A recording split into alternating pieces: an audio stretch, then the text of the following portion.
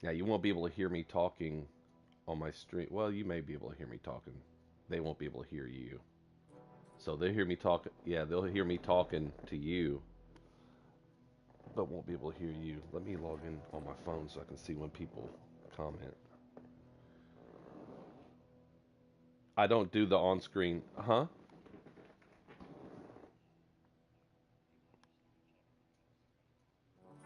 I will. I'll share. I'll follow and share, and then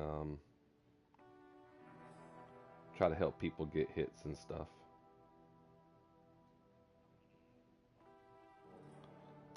Let me see. Hold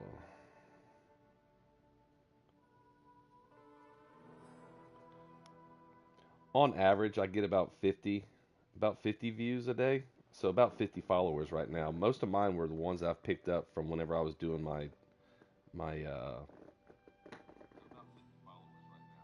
on a second. From doing my glitching and stuff like that. Most of mine are just people from that. I don't advertise mine as much. It's mainly for people that have the game and follow me from my game. And then the other followers, like I said, are from my fishing videos. But I don't put mine out there like that. I didn't want the popularity. I didn't want the 1 million followers and all that, because then I would be forced to do it as a job. You know what I mean? I don't want this to turn into a job. I want this to just be something that I do casually or whatever. Because when you do something for fun, um, whenever you're forced to do it or you're pretty much obligated to do it for entertainment, it's not fun anymore. It's a job now. Let me turn my volume down so I don't get feedback over this thing.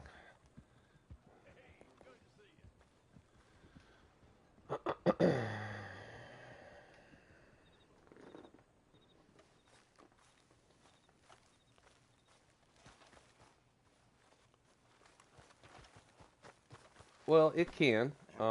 There's one fella that I follow, and he's pretty successful with it.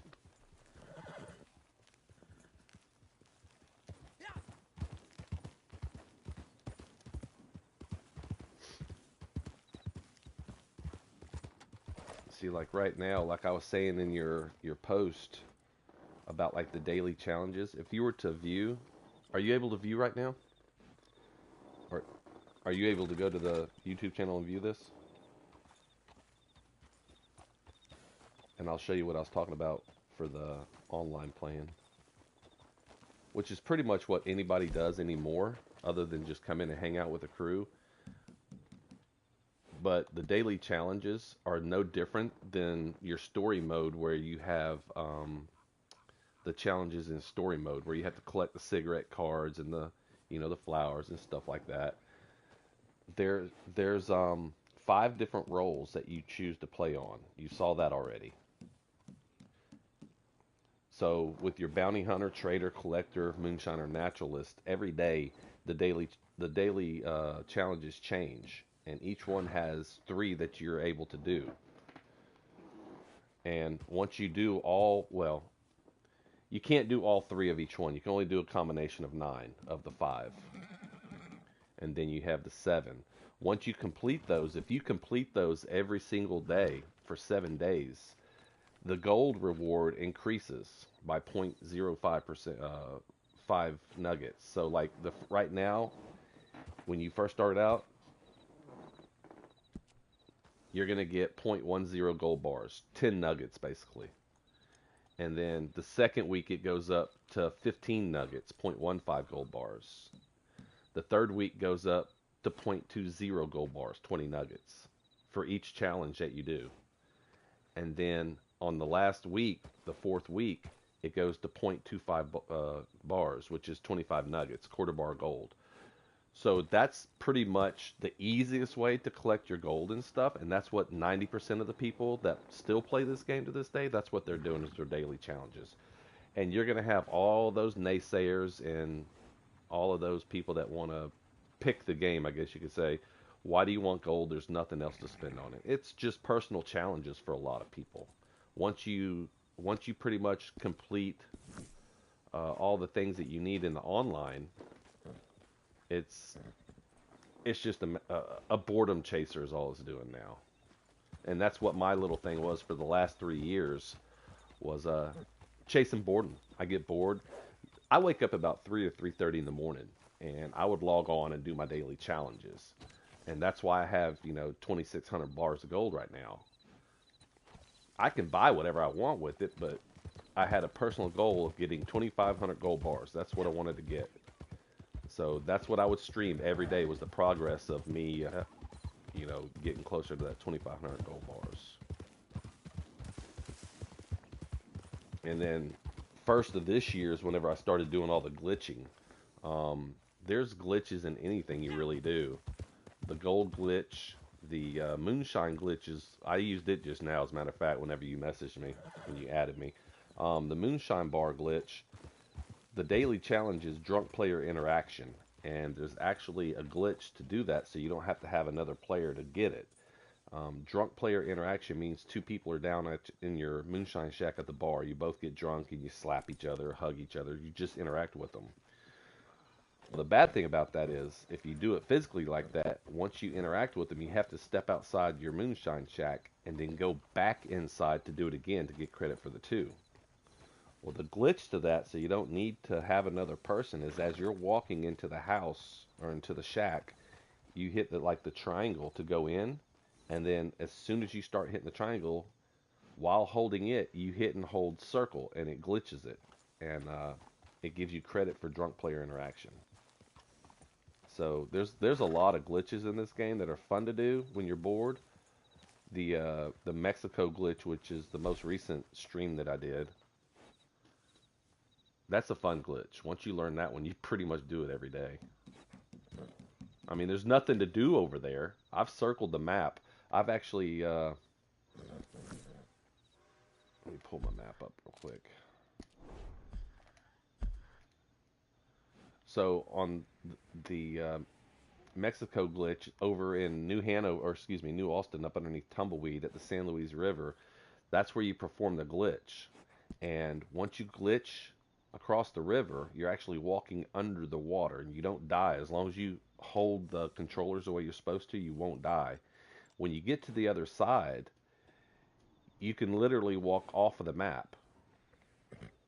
For those that are watching the stream, you see those waypoints on my map. Those are places that uh, landmarks that I like to show off when I go over there. But I've walked all the way across the river from Saint Denis, all the way up to Van Horn, all the way up to the northeast corner of the map, and then crossed. You have to do it a second time to get back across to go north of Annisburg, and then north of Mount Hagen.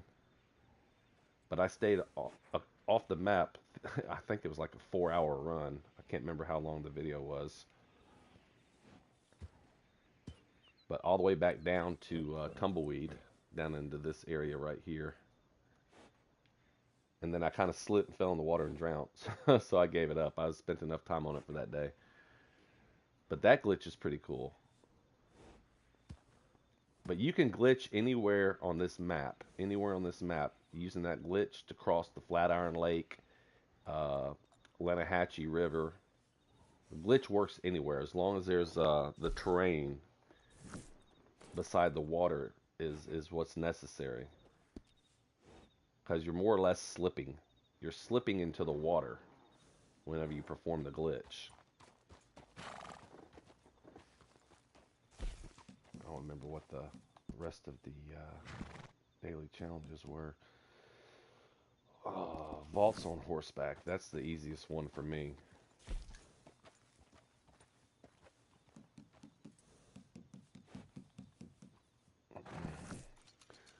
So are you not able to go online right now? Are you not able to go online right now? With uh yeah. They had a special, I think it was last year, where the online was for like $10 if I'm not mistaken.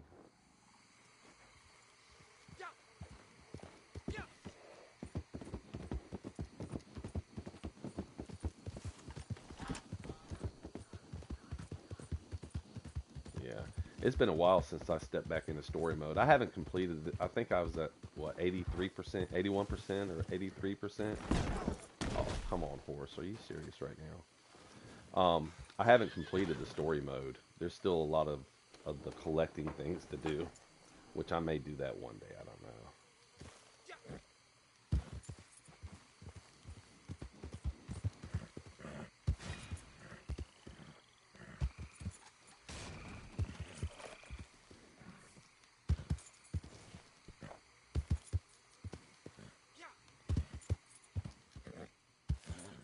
They do have the Halloween pass coming out the end of this month. For new players, it's pretty interesting the stuff that you get with the Halloween pass. But what they have done, and it's upsetting a lot of the veterans on here, is they're just putting out the same Halloween pass as they have for the last 2 years. 2 years ago, 2021, that Halloween pass is the same one that they just keep putting on here. They're not adding anything new to it. Clothing, items, and stuff like that. So for the new guys, it'd be pretty interesting to get. But where is? Let me see where it's at. Yeah, well, 2 years ago. Yeah. Yeah. See, this lantern was what they gave out 2 years ago. I don't like it because it's not as bright as the normal lantern. It's a skull lantern.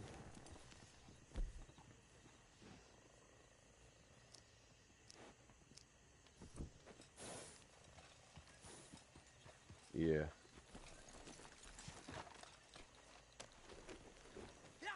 See how many players are in here today.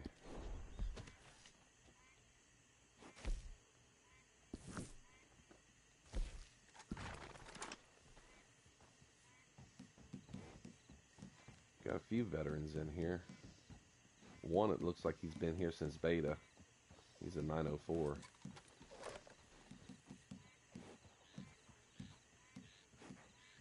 Yeah, yeah. There's a shield. When you pull up the player list, there's a shield, and it's got their player level inside there. Normally, the ones you see around 500 to 700, they've been playing for about 3 or 4 years. The ones up in the, I've seen two 1,000 level players, but your higher 8, 9, and 1,000, those are usually the ones that have been playing since beta. Unless you just have a grinder that plays. A lot of your PvP stuff comes from. Hold on. There's PvP missions in here, and that's where you're going to get leveled up in money the quickest, is playing those PvPs. So a lot of your 500s, if they're newer players like the last 2 years, then they play a lot of PvP, first person shooting and stuff.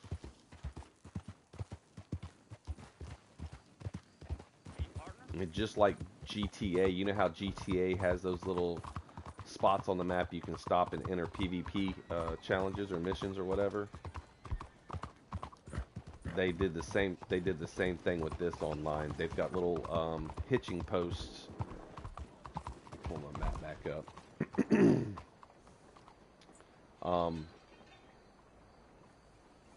They've got like elimination series. They've got races, the race series.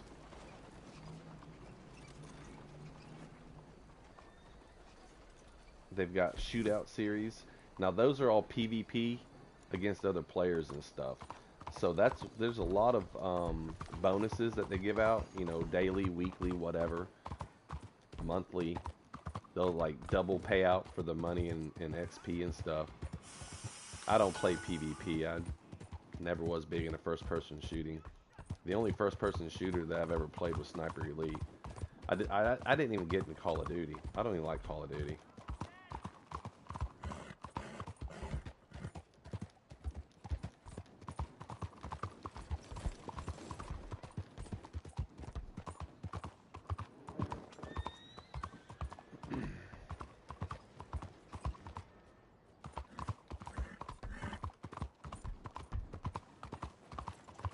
About the only thing the player level is actually good for, in my personal opinion, is just acquiring the upper end, the gear, like the weapons you use for hunting and stuff like that. Clothing wise, my biggest thing, and the reason why I have so much gold and money, is because if it didn't help or affect my gameplay, I don't buy it. I don't buy clothing.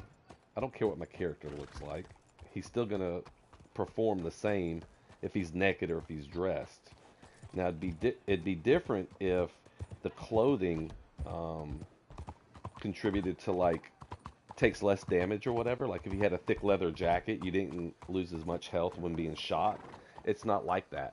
You could have a bearskin coat and you're still going to take as much damage as if you were naked. So if it doesn't affect my gameplay, I don't buy it.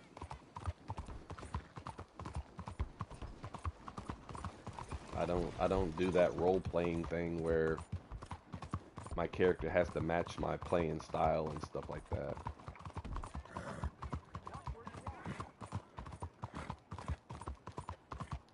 But online's decent. You were worried about, having grievers come in like they did when you first went online a couple times. There's going to be grievers. There's always going to be a bored person out there with the game, and they want to spice it up by killing people, just run around shooting. When you posse up, whenever you get with a posse, higher levels usually tend to intimidate griefers. I haven't been grieved in I don't know how long, and even when I get grieved now, I just laugh at it and go to a different part of the map and do something like that. But if you get about 5, 6 members in a posse, and most of those are higher level, then you usually don't get grieved. Now, if it's part of the gameplay, I have no part. I don't have a problem with someone coming and shooting me. Like if I'm being hunted, there's a for me, and I'm being hunted. That's great. Try to get me. If you get me, good job. If not, try harder next time. But after that is over, leave me the hell alone. Let me play my game. I hate whenever there are missions like that when I have a bounty on my head, and they either kill me or whatever, and then even after the timer or the mission's over, they still want to continue, grieving you and stuff. Yeah. Now, I understand if it's part of the gameplay, but if you're trying to keep me from enjoying my game when there's not a mission going on, that's where I have an issue with. And that's one of the reasons why I would go into a solo lobby. I've got 2 PlayStations, and what I do is I would log into my boy's profile and perform this solo lobby glitch. And then once I was able to get my character in there, I'd turn his off, which would make me lobby host. And there's a few different ways that you can do that. The way I do it is you can invite 6. You can invite 6 of your friends in, and y'all are playing by yourselves. I mean, basically having the whole run of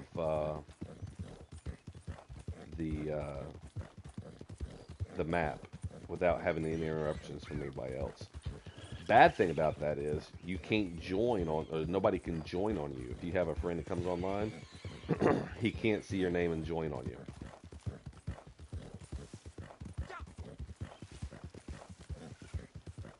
If they're online, well, they won't be in your session unless you invite them. When you invite them, of course, they show up on your player list. But if you want a friend, if you see your friend come online and you want him to join you, or if he wants to join you, you have to invite him into invites. Another thing a lot of people do, because of all the grieving, there's a solo lobby that just you yourself will be in. Nobody can join you. You can't join anybody. And basically what that is, and that's not even a hack. That's not a glitch. It's changing the MTUs in your console, in your PlayStation console. What the MTUs is the speed at what information is transferred from your console to the server and vice versa. So when you slow that down, when you put it at a slower MTU, when you log in, you're in a solo lobby all by yourself. 2 or 3 people that I've showed that to, that's all they play now. That's all they do is the lower MTU solo lobbies. There's a couple pros and cons to that. The pros are all the animals spawn more frequently. You see more animals more frequently instead of having to run around trying to fight, find them to hunt them and all that. Especially your legendaries, the legendary animals that are required for garment sets and stuff like that. Your legendaries spawn like crazy. Uh-oh, there's another player.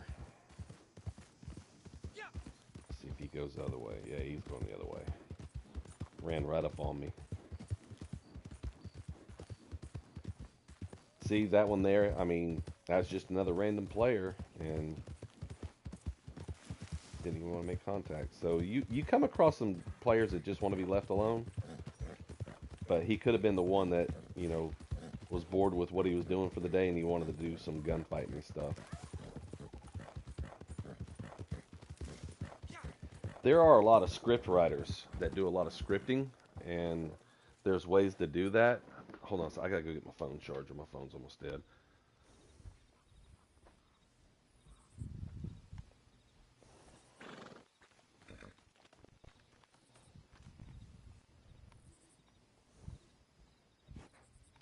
So script writing or lag switching, there's lag switchings, there's booters and stuff like that.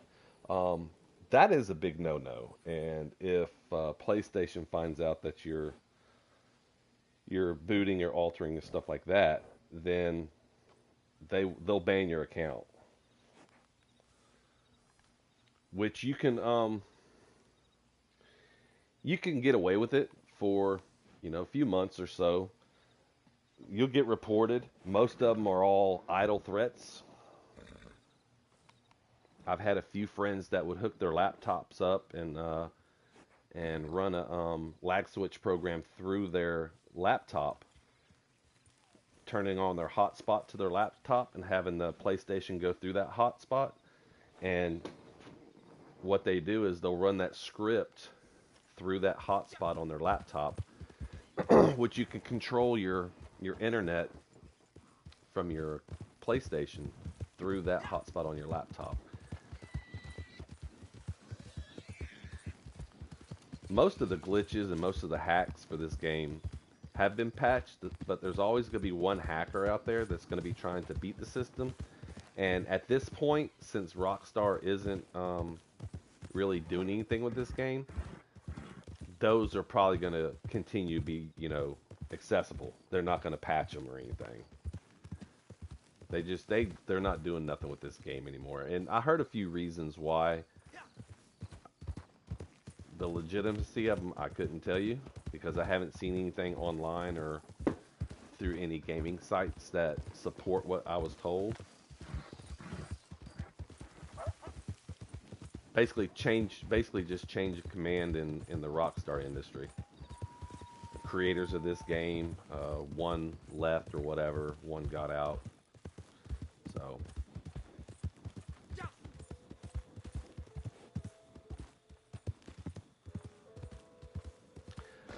well, there is until you've done it all, until you've leveled up all of your roles. Remember those 5 roles?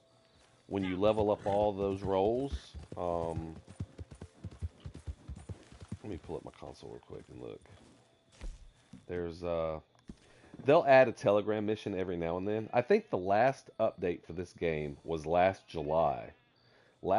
July, they added a little bit of content to it. They've added Call to Arms is a type of mission that you can go on. There's 5 of those. New source of employment. There's more missions. There's 6 of those missions. And there's 4 different Telegram missions. And each one has different levels on them. But once you've done them, once you've experienced them and done them, you don't really want to go in there again. It's like a repetitive thing.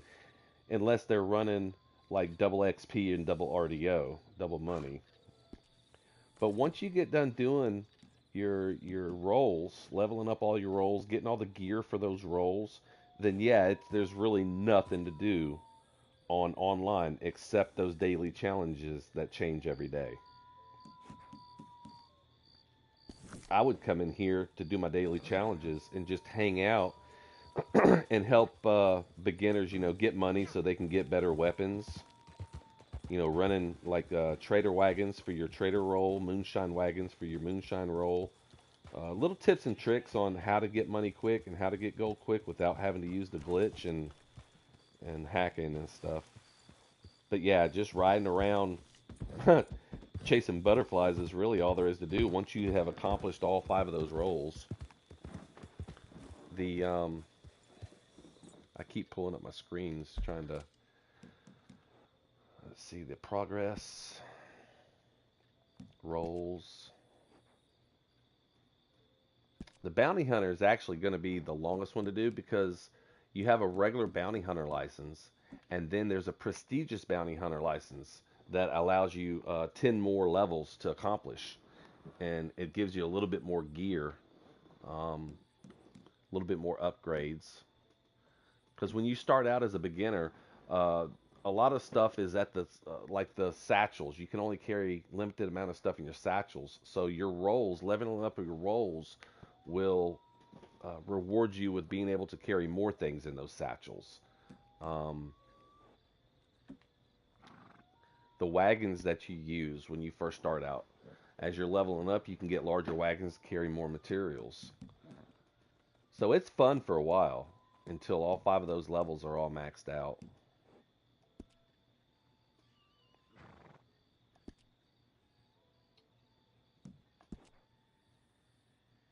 Ability cards. Ability cards, I think they have the same thing in Call of Duty. My son plays it. I think the ability cards are pretty much the same concept as Call of Duty. You can change your ability cards to better your defense and offensive and stuff. You know, maxing all those out is a challenge for people so they can equip their loadout a little bit better depending on their gaming style.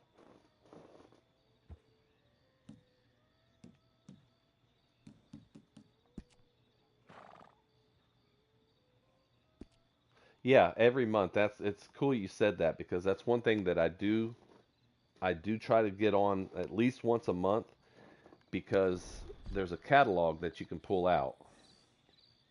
You carry it all the time. Whenever you pull your catalog out and you go to the clothing, they will actually give you free clothing every month. They'll give you let's see, like hats. They'll give you a free hat, a free coat, a free shirt, free pants. Basically, they give you free clothing to make an outfit, assemble an outfit together. A lot of people didn't know that, and that's why I don't buy clothes. They give you free clothes every month, so why do I want to spend my gold and money on clothes? I think I already got it for September. That's the one I've actually got on now. But once you pull out the catalog and you start at hats and you turn the page until you see the red diamond sale, which this one I actually like getting these free ones that cost gold because gold is so hard to come by. So anytime that there's something for free that would normally cost gold, I jump on it and go ahead and snag it up because it's only there for a limited time and then it goes back. This costs 4 gold bars, and 4 gold bars takes a while to get 4 gold bars unless you do in-game purchasing. And I don't think I've spent any money in-game purchasing on this. Everything I've got has all been from gameplay. But once you see that red diamond sale on that article of clothing, you open it up and then you have to scroll through the color that's for free. And this one I'm highlighting, the green one's actually the free one. Sometimes they give the same stuff like the next month, like the white everyday shirt. That's a common one they give away for free for the monthly outfit. But there's a lot of stuff like that shotgun coat. I don't think I ever had that one. Yeah, I've only got one. No, I've got two. I've got the gray one too.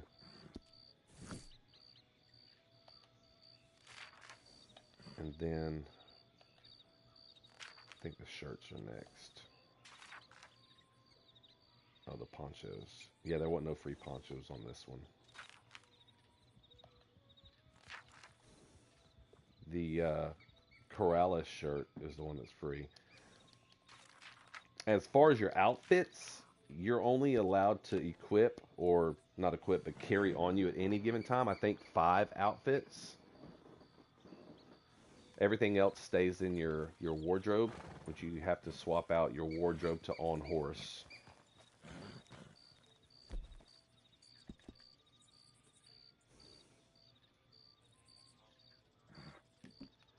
They did. There was a Halloween costume that had a mask. It had, and there's one I really wanted. I started playing a few months after that Halloween pass was gone. It was a Halloween pass of 2020, 2019, 2020, something like that. Um, it was a unicorn. It's a metal mask for the horse. It's got a unicorn horn on it, and I want it so bad, but they won't bring it back. It's gone.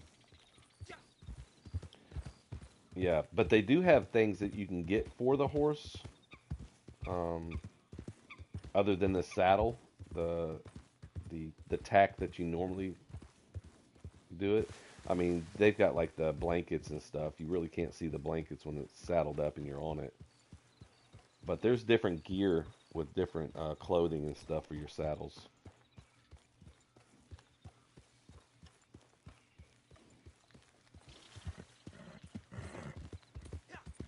Yeah, I'm gonna send you a link. I don't know if you'll have time to view it or not. Let me send you a link real quick. It's up the stream.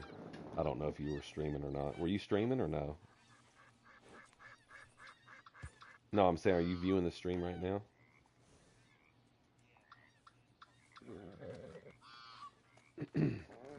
Of this session that I'm doing now? Oh, I didn't know. I didn't. Yeah, I didn't know you were watching the stream itself. Uh,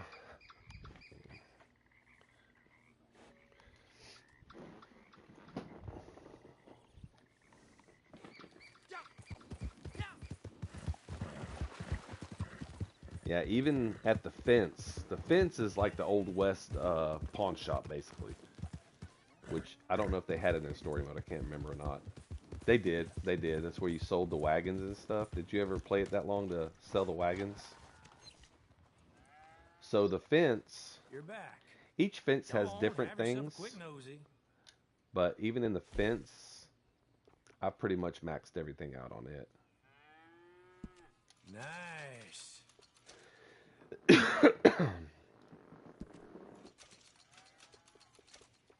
The only thing the fences have to offer for me that I can Gentle with purchase that. costs Trust gold, me. and I'd never use those items anyhow, so I never wasted my money on them.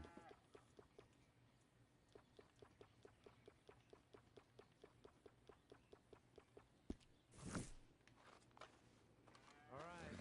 Not a word to Wagner, nor no one else.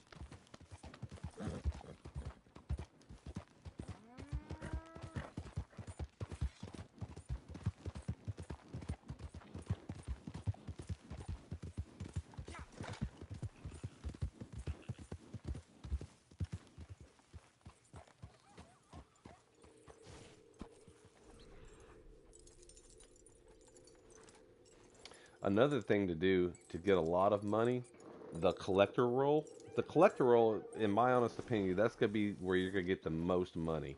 The collector roll is the same thing as what the story mode offered, where you collect flowers and the cigarette cards or whatever. Same thing in online. Um, Let me pull up my collector bag. This is where I got all my money, and there's an actual technique to do it. Oh, wrong one.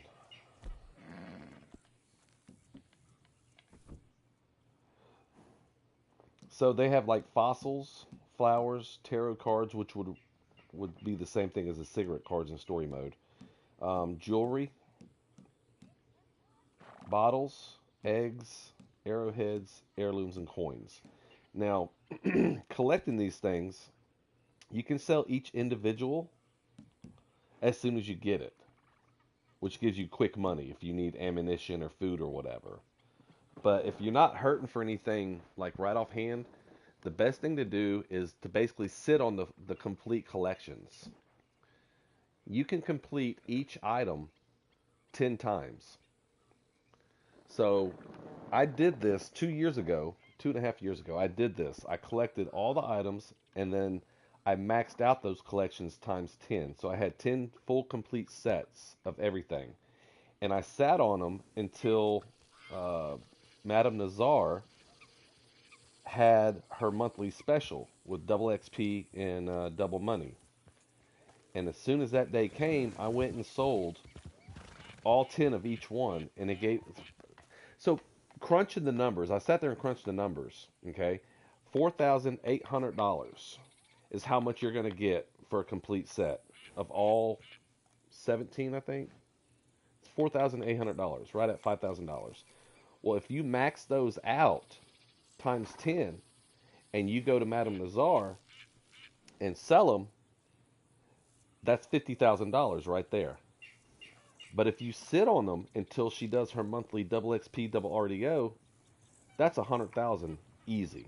So I did that twice, and that's why I have $200,000 right now.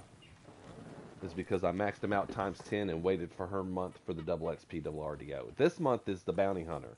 The bounty hunter's giving the double XP and stuff. They actually have a lot of things they're giving away this month for bounty hunter. They're giving away clothing if you complete so many.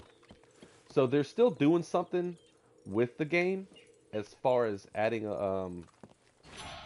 free rewards and shit like that. And it changes. Like next month, it might be the Moonshiner. Double XP, double RDO for Moonshine missions. And then the next month, it might be the Naturalist. And they try to do every single one of them, not really in order, but they try not duplicating it before one hasn't been done yet. You know what I mean?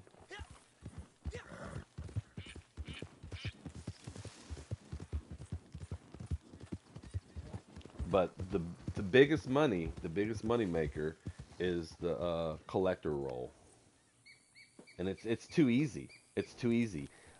Gene Rope, Gene Rope has an online interaction map, ROPKE, and it tells you where every single collectible is. And it's kind of surprising how Rockstar or creators have not banned his site because it takes away from them making money off the game. You know what I mean? Um, Not only does it show the collectibles, but his online website, Gene Rope online website, it shows you where everything's at. It shows you where animals spawn. It shows you what time of the day the animals spawn. It shows you, the value, the worth of the pelts and stuff like that. It shows you where gang hideouts are going to spawn. It shows you, damn, dude, all the plants. If you need plants for cooking or for crafting items or whatever, it shows you every single thing about this game. It's like the cheat sheet or the not cheat sheet, but cliff notes. It's the cliff notes of this game. There's nothing on Gene Rope that you can't ask a question and he's not going to have it on his website.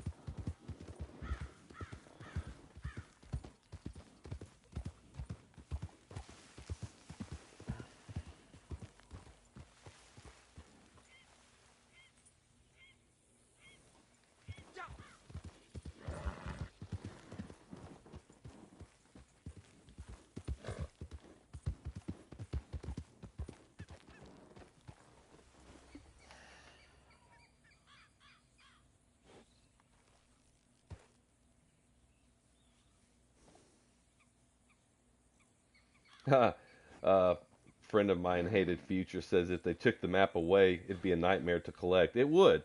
It would. And the reason, well, not so much Hated, because a lot of people have pretty much memorized all the spawn points for the collectibles. Each collectible, has like 3 different spawn points that it randomizes in. So even if they took the Gene Rope away, if you've played this game, if you've grinded the years that a lot have, they know where all the collectibles are going to be at. They know where all the plants are, the best plants. Like over here, I can tell you right now, over here on this side of the knoll, there's going to be your mint. There's going to be about 5 different types of herbs over here on this side of the knoll.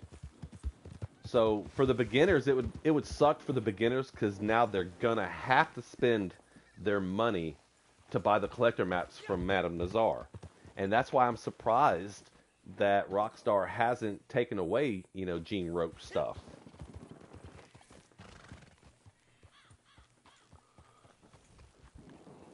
Well, and it's easy for the plants, knowing the areas, the type of plant in the areas, like your the blue bonnets. You know the Texas blue bonnets. Those are going to be, in your warmer climates over by New Austin area. The Texas blue bonnets, you'll start finding those right over here on the other side of Blackwater.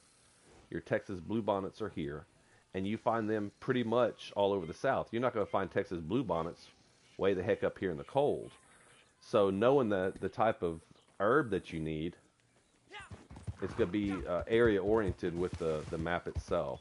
But yeah, all of like your mints and crap like that. So like whenever you eagle eye, you'll see all the plants right here. This is where I usually go to fill up my satchel and keep it pretty much maxed out. So like the oregano, yarrow, currant, all that stuff. Damn, Hated, how you doing, man? I hadn't seen you in about a month or so. You doing okay? There's golden currant right there. There's some more creeping thyme.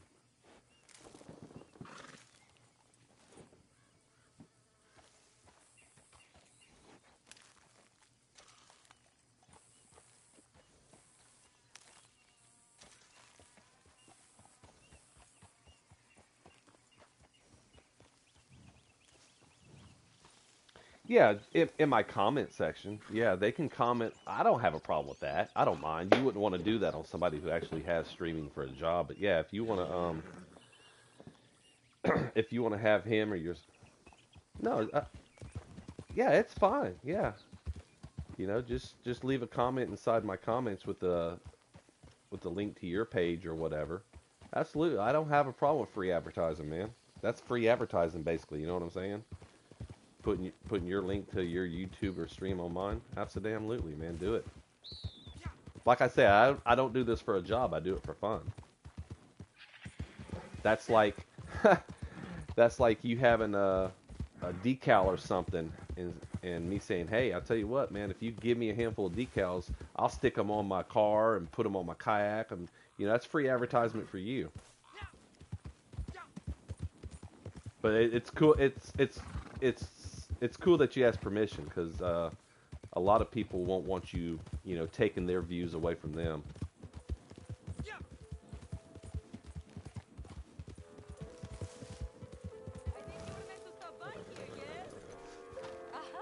You found me. Hey, Blue. Hated, I don't know if you can hear. I'm in a party chat with this fella. I don't know if you can hear him or not. I don't know what he has his settings set on. No, no, no, no, no, no, no. He's messaged me. He's commenting on my stream. I was asking him if he could hear you, because I don't know what your settings are.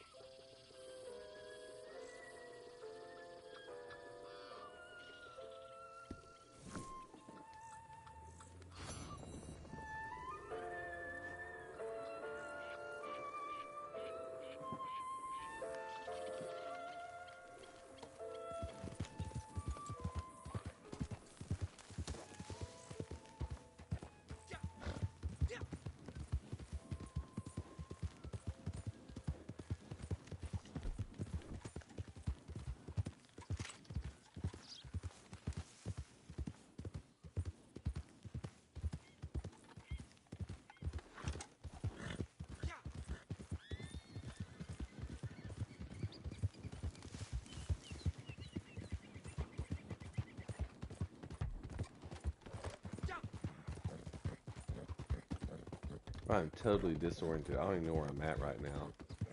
I got turned around coming out of Madame Nazar's. Oh, okay.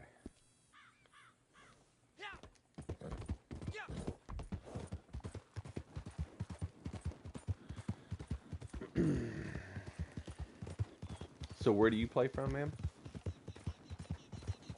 What state are you in? What part of Texas are you from? Oh, nice. I was born in Port Lavaca.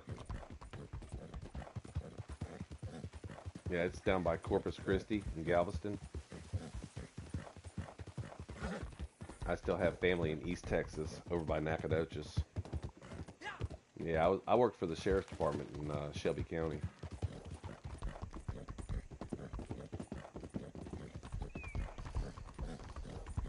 Yeah, got in the military in '95 here in Panama City, Florida, but I moved back to Texas in '98 and re-enlisted into the Texas National Guard over in Henderson, Texas, Marshall, Texas, Henderson, Texas, and ended up getting a hardship discharge when I got back from Afghanistan. I went through a divorce and got custody of my daughter, and didn't have a family care plan, so they gave me a hardship discharge under honorable conditions. But I don't regret it, man. It is. I tell my family, one of the reasons why I don't regret it is because I can't say that I've experienced what I did. I can't say I've been to where I have been. I saw many countries when I was enlisted, man. Mainly with the transport over to the sandbox, you go through Ireland and Turkey and Kyrgyzstan. You go through a bunch of different countries.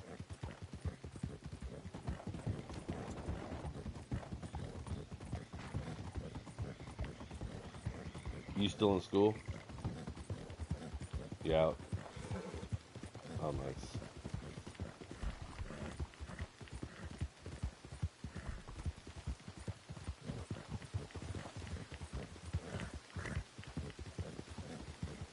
Looks like the law finally Yeah, caught up. we got one over here killing cops.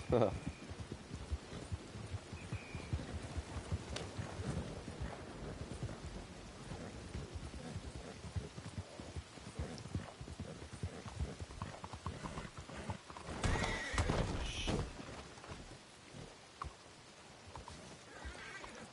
Move it now.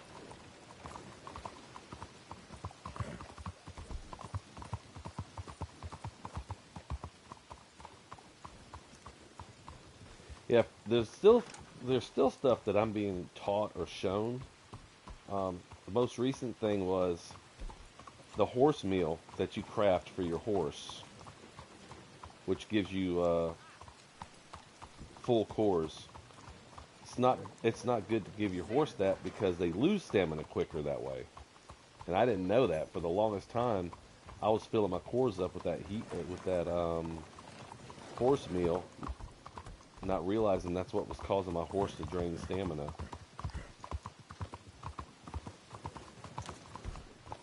So now I just use tonics for my horse.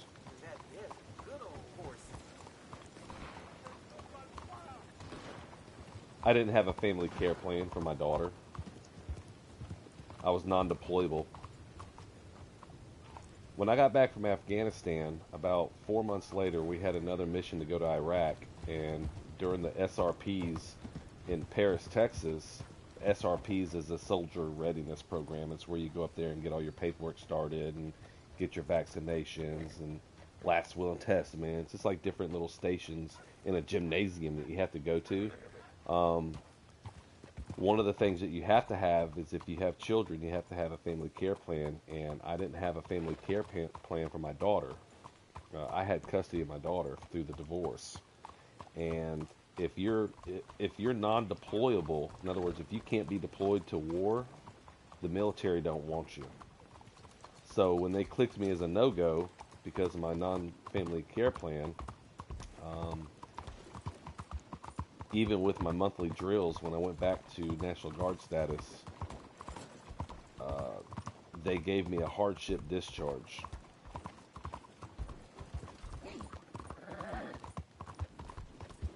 Yeah, if you can't go to war for your military, they don't want you, man.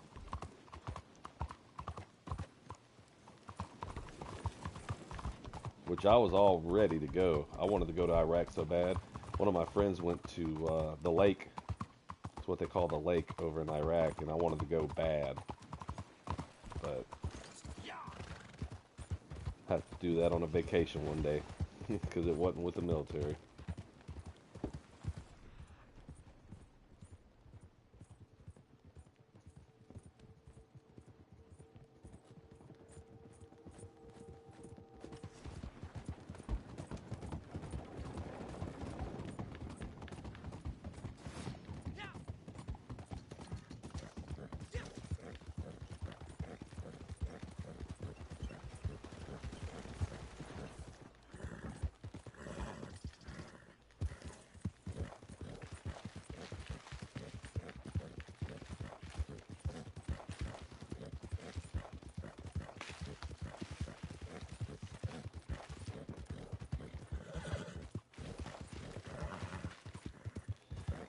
I was infantry.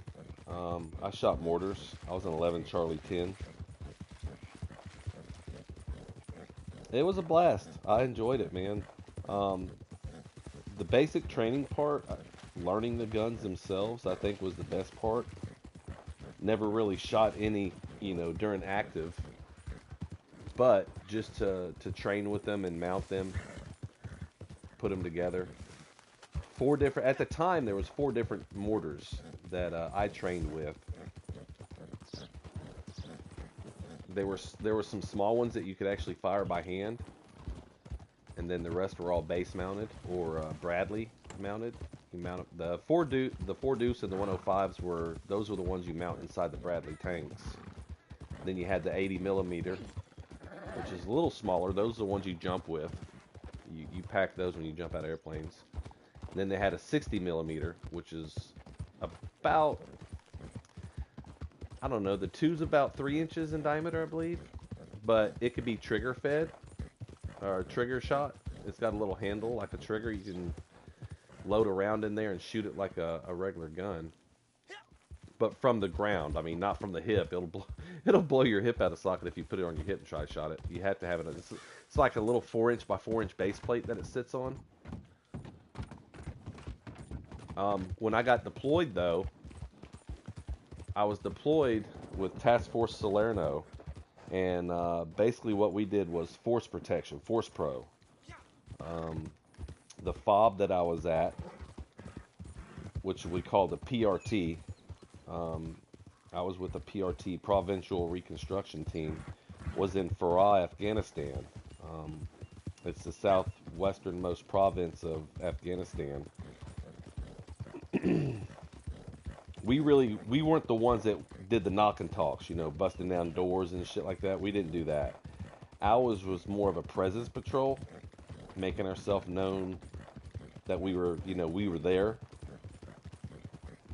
We were there to protect other commands that were helping the province out, helping Farai out, distributing funds to help build schools for kids, hospitals. We were there to help protect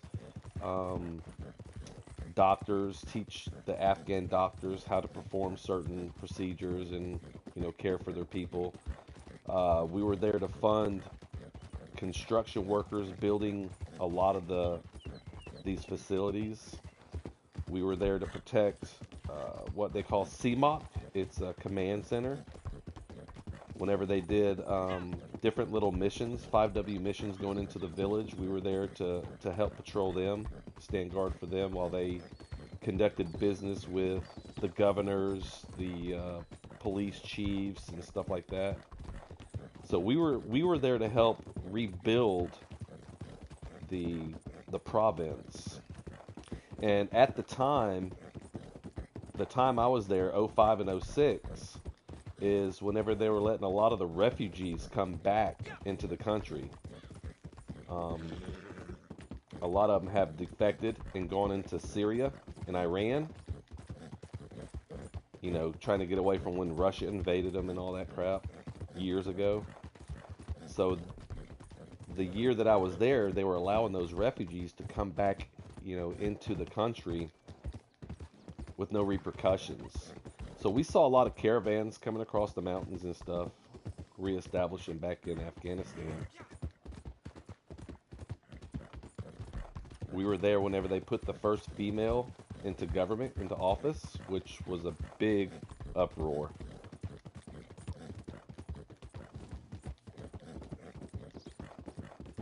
Yeah, it was a very interesting year that year. Then, while I was over there, while my unit was over there, ISAF more or less took over. The U.S. government turned a lot of the responsibilities over to ISAF, which is International Security of Armed Forces, and it's made up of many countries. It's made up of Australia, Canada, Spain. So we saw a lot of different soldiers come through from different countries. And I'm going to go ahead and tell you, Spain has got some cool-ass weapons, man. Their M16s, yeah, their M16s. Of course, we used the M4s. We didn't use the M16s. Those old muskets are left in basic training. But the M16s that Spain uses and their M203 grenade launchers are similar to ours. And I don't know if you know weaponry or anything, but the M203, to load that thing, you have to pull the canister up to load the round. Theirs is almost, it looks just like a Halo weapon, something off a Halo. Oh man, it's all futuristic. The body of the weapon, the frame of the weapon, the canister that you have to load the round in, it actually swivels sideways to load it instead of up like ours. I was so ready to carry that thing because it looked just like something off of a Arnold Schwarzenegger futuristic movie.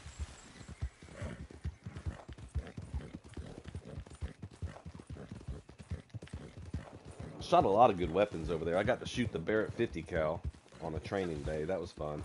That's a loud son of a gun too, man.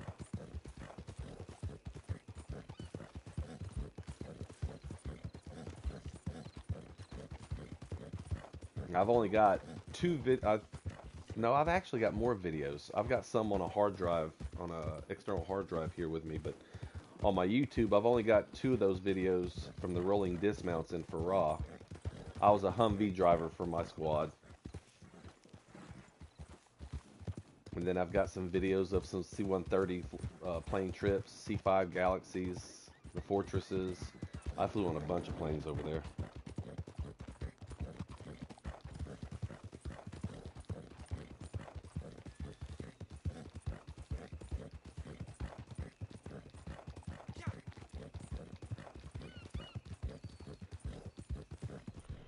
But just to be able to experience their culture, I think that was the most exciting for me.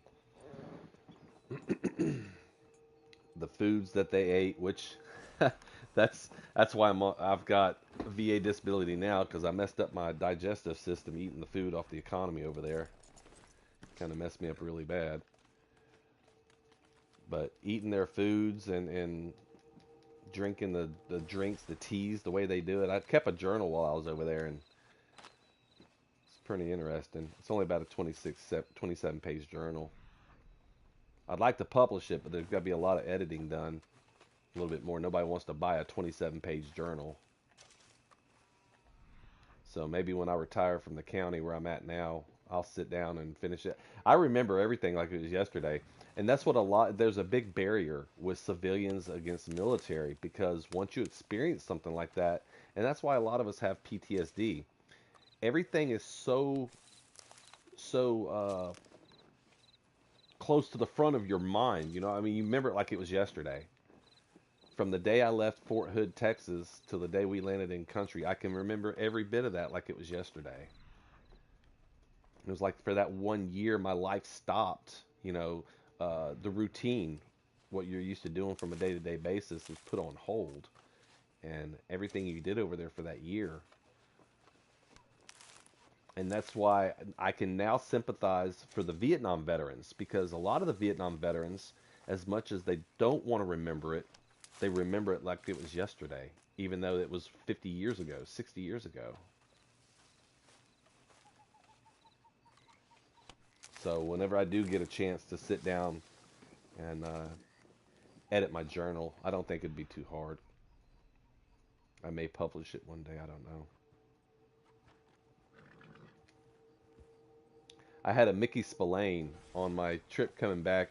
When I came home in January 2006, I was only supposed to come home for my 2 weeks R&R.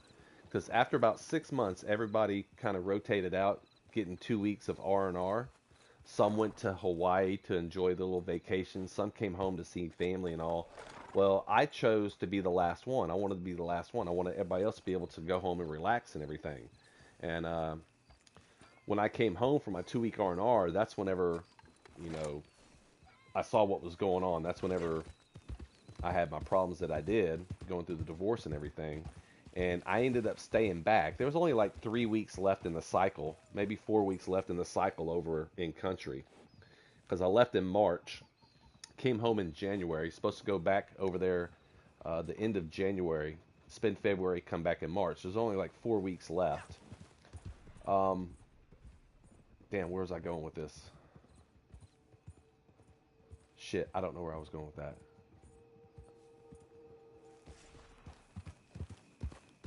Oh yeah. The Mickey Spillane, the editor. There was a, I don't think he was a sergeant. I think he was like a specialist, like I was.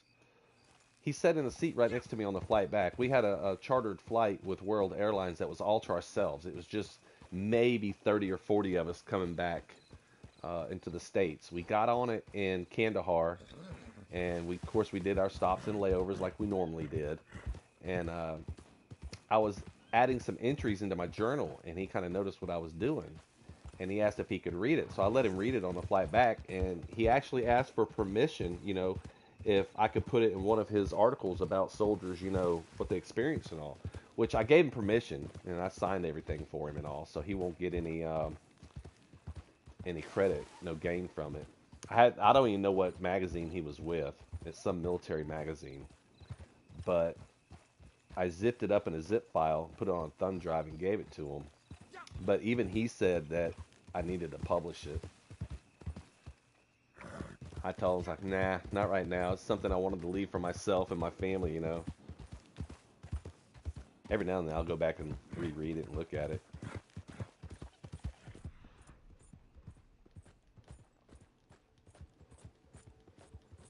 But, we here in the States and all that, we take a lot of stuff for granted. Stuff that we're able to see, do, experience and all that, because being over in that country for a year, it's like they're deprived. They're deprived of all good things. So it gave me a different outlook on life whenever I came home. Medical wise, they didn't have they couldn't get the medical attention that we have.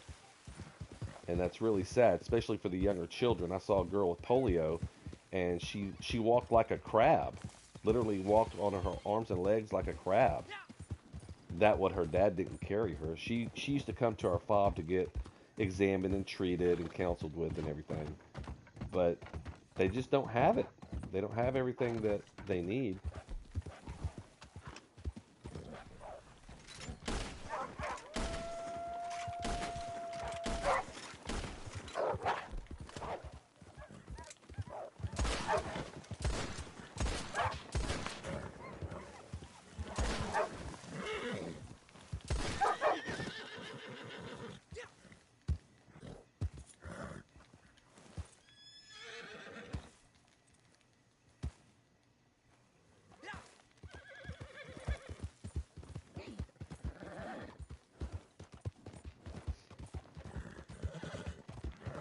I need to get off of here and get something to eat, man.